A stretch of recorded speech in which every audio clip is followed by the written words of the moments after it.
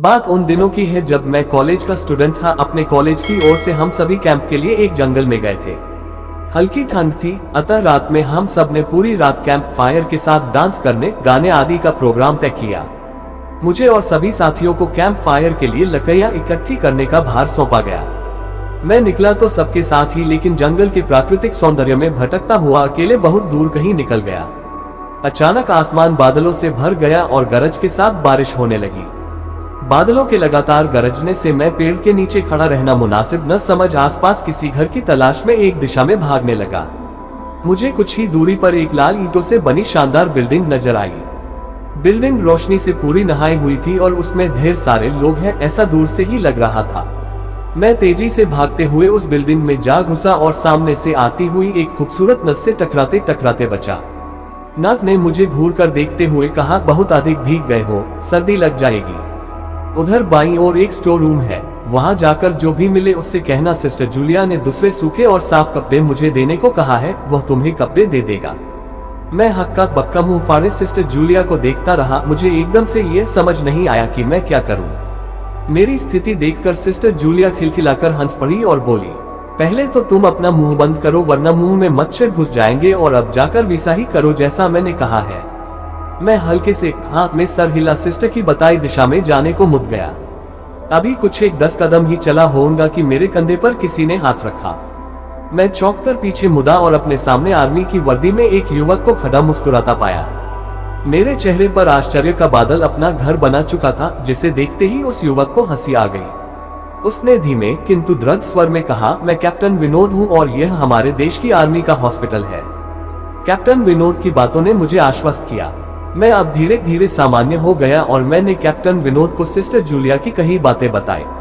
सुनकर कैप्टन विनोद के चेहरे पर रहस्यमयी मुस्कान फैल गई और वे बोले, तो सिस्टर जूलिया से भी मिल चुके? जी, क्या मतलब है आपका? कुछ नहीं, चलो मैं तुम्हें सूखे कपड़े देता हूँ, चेंज कर लो, नहीं तो सच में सर्दी लग जाएगी। और मैं कैप्टन विनोद के पीछे पीछे एक बड़े से कमरे में पहुंच गया। कमरे के चारों ओर हरे रंग के पर्दे लगे हुए थे। एक और एक बड़ा सा बेड पड़ा हुआ था और उसके सामने एक सोफा था। बीच में एक टेबल था जिस पर 2 ग्लास, एक बड़ी बोतल ब्रांडी की और 1 या 2 पत्रिकाएं पड़ी हुई थी। कमरे के एक कोने में एक बड़ी सी अलमारी थी, जिसमें से कैप्टन विनोद ने एक आसमानी रंग का कुर्ता पायजामा निकालकर मुझे दिया और कमरे से लगे बाथरूम की ओर इशारा किया। मैं बाथरूम से कपड़े चेंज कर जैसे ही निकलने लगा, मेरी नजर बाथरूम की एक दीवार पर पड़ी।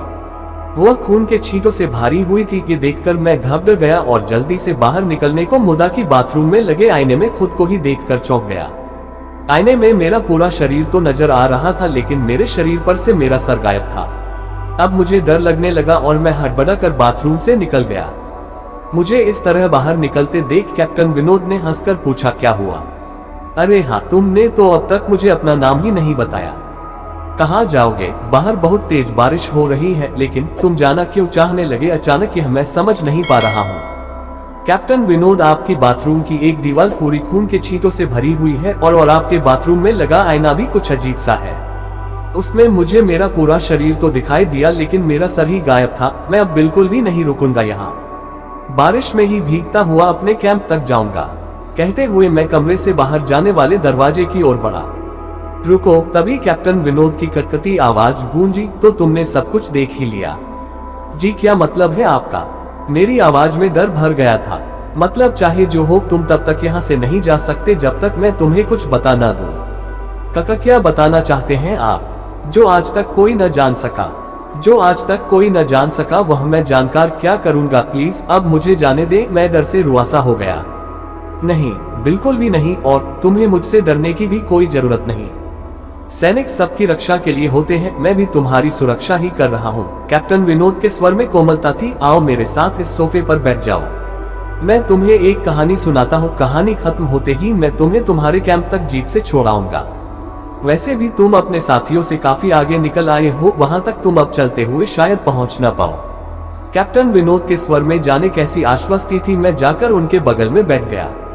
कैप्टन विनोद ने कहना शुरू किया, दुश्मनों ने धोखे से हमारे अस्पताल को अपना निशाना बनाया। दुश्मन देश के 2 सैनिक हमारे सैनिक के वेश में एक हमारे ही घायल सैनिक को लेकर आए। वह घायल था और हमारे देश की सेना ने उसे बहुत ढूंढा, लेकिन नहीं मिला था। शायद साजिश के तहत उसे घायल होते ही घुसपैठियों ने कहीं छुपा दिया था। अचानक अपने खोए सैनिक को अपने हॉस्पिटल में पा सभी खुश हो गए और बिना अधिक पड़ताल किए हॉस्पिटल के गेस्ट रूम में घायल को लेकर आने वाले छद्म वेशधारियों को ठहरने की इजाजत दे दी गई।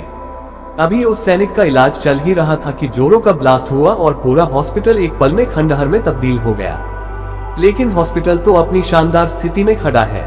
मेरी बातों को अनसुना कर कैप्टन विनोद ने अपनी बात जारी रखी। कोई नहीं बचा उस ब्लास्ट में। दीवार पर पड़े खून के छींटे भी उसी ब्लास्ट में मारे गए हॉस्पिटल के कर्मचारियों के हैं। हाँ, पर यह हॉस्पिटल तो मुझे खंडहर नहीं दिखता। जवाब में कैप्टन विनोद के चेहरे पर रहस्य भरी मुस्कान फैल गई और उनका चेहरा अजीब से भावों से भर गया। मैं उनके चेहरे को देखकर अंदर से दहल गया। फिर भी मैंने हिम्मत कर पूछा, आप उस ब्लास्ट में भाग कैसे गए? सुनते ही कैप्टन विनोद ठहाका लगाकर हंस पड़े और मुझ पर एक भरपूर नजर डालते हुए कहा, ये कहानी आज से मात्र 10 वर्ष पहले की है और मैं तो आज से 50 वर्ष पहले मर चुका हूँ। इसके आगे उन्होंने क्या कहा मुझे कुछ नहीं मालूम। चेहरे पर गीलेपन का एहसास जब काफी हुआ तो मैं जैसे नींद से जागा। मुझे घेरे हुए मेरे सभी सहपाठी और टीचर खड़े थे। मेरे आंख खोलते ही मेरे सर ने कहा, थैंक गॉड तुम्हें होश आ गया। तो क्या मैं बेहोश था? हाँ, तुम जंगल में जाने कहाँ भटक गए थे। जब सभी लौट आए और तुम नहीं आए तो हम सभी मिलकर तुम्हें ढूंढने निकले। काफी दूर जाने के बाद हमने एक जीप आती दिखाई दी जिसमें एक आर्मी मैन तुम्हें पीछे की सीट पर सुलाए हुए हमारे कैंप को ढूंढते हुए आ रहे थे। उन्होंने हम सबको भी अपनी जीप पर बिठाया और कैंप तक छोड़ा। हमने उन्हें काफी रोकने की कोशिश की लेकिन वे ये कहते हुए चले गए, अभी नहीं रुक सकता, एक जरूरी काम है। जब हमने तुम्हारे बेहोश जाने और उन तक तुम्हारे पहुंचने के बारे में पूछा तो बोले सोमेश ही बताएगा और जो भी बताएगा वह सब अक्षरशः सच होगा। सबकी उत्सुक निगाहें अपनी ओर लगी देख मैंने धीमे स्वर में पूछा, क्या उनका नाम कैप्टन विनोद था? सर ने हाँ में सर हिलाया। मैंने सबको उधर चलने को कहा जिधर से सबने जीप आती देखी थी। पहले तो सर तैयार नहीं हुए लेकिन मेरे बहुत कहने पर वे राजी हो गए। सुबह होते ही हम उधर की ओर गए। मैं उस जगह पर पहुंचकर गहरे आश्चर्य में डूब गया। वहां एक अधजला खंडहर था जिसके एक टूटे पत्थर पर लिखा था आर्मी हॉस्पिटल।